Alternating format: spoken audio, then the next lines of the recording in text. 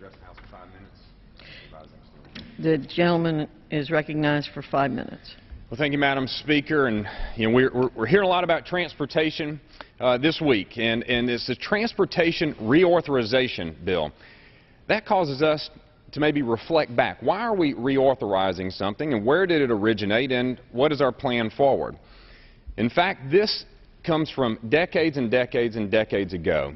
And it's a chance when we can say to ourselves, are we on the right path? Is this the right path for this Congress and the future of our nation? And I think back to the last election cycle when the American people said, we want to see things done just a little bit different. And I want to talk about that just a little bit this morning. Because today, when it comes to transportation, all states pay 18.4 cents per gallon for every gallon of gas they purchase. And they send that to the federal government, and the federal government's distributing that out across the country. Now, a lot of people would say, well, that comes back to our states, doesn't it? Well, in fact, it does not. There are 28 states in this nation that send money to the federal government and don't get it all back, Georgia being one of them, along with many others throughout the country. We're referred to as the donor states. So in addition to these 28 states not getting back all their money, there are all these mandates that occur to each and every one of these states. So as we can imagine, these 28 states, they want to get back all of their money. And in fact, Georgia sent a resolution to Congress. And I wanted to read a section of it here and then submit it for the record, because the Georgia General Assembly said that this body, meaning Georgia General Assembly, urges the federal government to cease the collection of motor fuel taxes in Georgia so that the state can collect and distribute the taxes without the delay caused by the federal collection and disbursement. So Georgia and many other states are asking for changes. They're asking for the federal government to do something just a little bit different, but yet we're entering into this debate about reauthorization when maybe we just need to rethink the program altogether.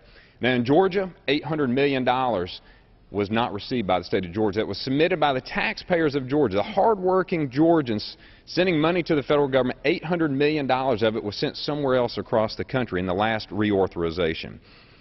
$15 billion from the other states were sent to states outside of their boundaries to be spent on other projects.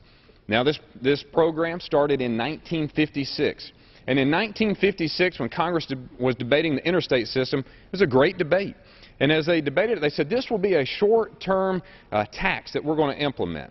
It will be a tax that will be starting at 3%, will last for 15 years, build an interstate system, had a great plan to do it. And there was a debate about it. Well, what happens when we come to the end of that 15-year period?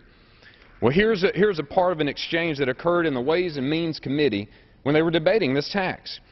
And it was in 1956 when Congressman Boggs of Louisiana and Congressman Fallon of Maryland, they were discussing what would happen during this expiration period. And in that exchange, both congressmen agreed that at the end of the 15-year authorization period, the interstate, and this is their quote, the interstate system is built and paid for, and there is no obligation beyond the period of construction. And yet here we are, 2012, so far removed from that debate, and not only are we at 3 cents per gallon, we're at 18.4 cents per gallon. At the end of that 15 years, it was actually supposed to go to 1.5 cents, but ever since it's always gone up. And yet here we debate about spending more and more and more money, and we've just learned from previous speakers that this isn't even going all to roads and bridges and highways. In fact, it's going to bike paths, planting flowers and bushes, walking trails, and other things. Shouldn't it be about moving people and freight? That's what it was always about. So as we consider the reauthorization, I hope we'll consider maybe a reflection of a new program, a new path forward. So I'm offering an amendment that changes all this, that says, you know what, it's complete. The interstate system has reached that point of completion.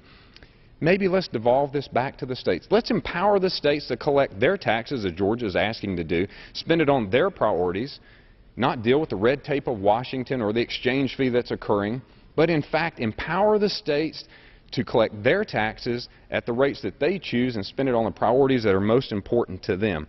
Keep it back in the home states where they know where the needs are. Instead, we're up here debating how they should spend their money and mandating all these hundreds of various program lines that they've got to spend it on. So we'll be offering an amendment that just changes the debate a little bit and causes us to reflect, refocus on where transportation should be as we are in the 21st century. So, Madam Speaker, as I close, and as we move into this debate on reauthorization, I hope it'll be a time when this Congress remembers what the American people said in 2010. Let's eliminate some of this government and devolve it back to the states. The gentleman's time has expired. The chair recognizes the gentlewoman from Alabama.